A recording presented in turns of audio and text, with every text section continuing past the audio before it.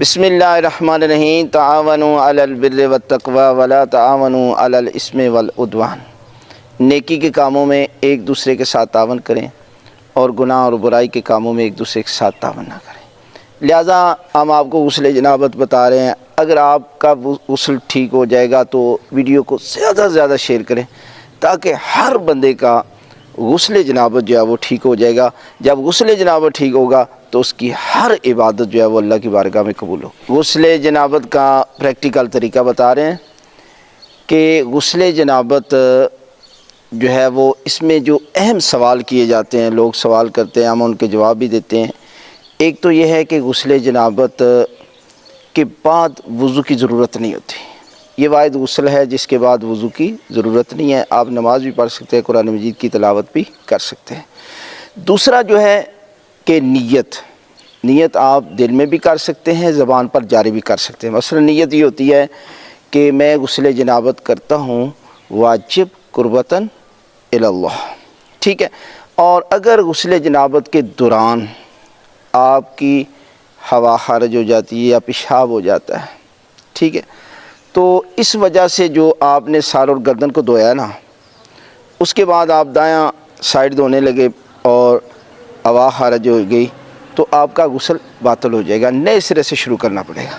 لیکن اگر آپ کا غسل مکمل ہو جاتا ہے اور اس کے بعد کوئی غسل جنابت کو باطل کرنے والی چیز، مثلا پیشاب آ گیا یا ہوا خارج ہو گئی، تو اس کے بعد آپ کو غسل دوبارہ نہیں کرنا پڑے گا بلکہ آپ کو وضو کرنا پڑے گا۔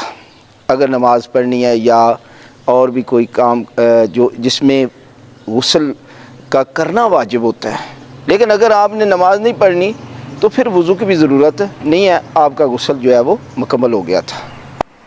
غسل جنابت شروع کرتے ہیں۔ سب سے پہلے آپ نے جو نجاست ہے نا اس کو مکمل طور پر صاف کر لینا ہے، اور اس کے بعد مکمل طور پر نہا بھی لیں صابن وغیرہ سے، اور اس کے بعد آپ نیت کرتے ہیں غسل جنابت کرتا ہوں یا کرتی ہوں واجب قربتاً الی اللہ۔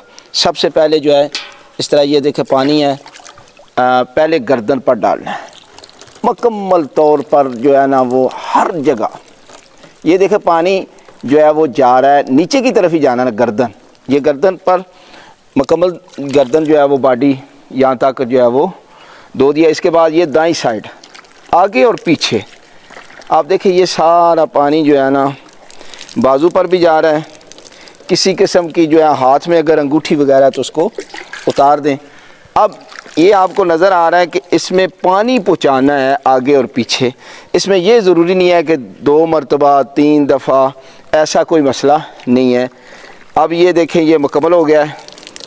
اس کے بعد جو ہے وہ اب جو ہے وہ بائیں سائڈ پر آ جاتے ہیں۔ یہ دیکھیں آگے بھی اور پیچھے بھی اس طرح جو ہے آپ یہاں سے بھی لگا سکتے ہیں پانی، یہ ایسے۔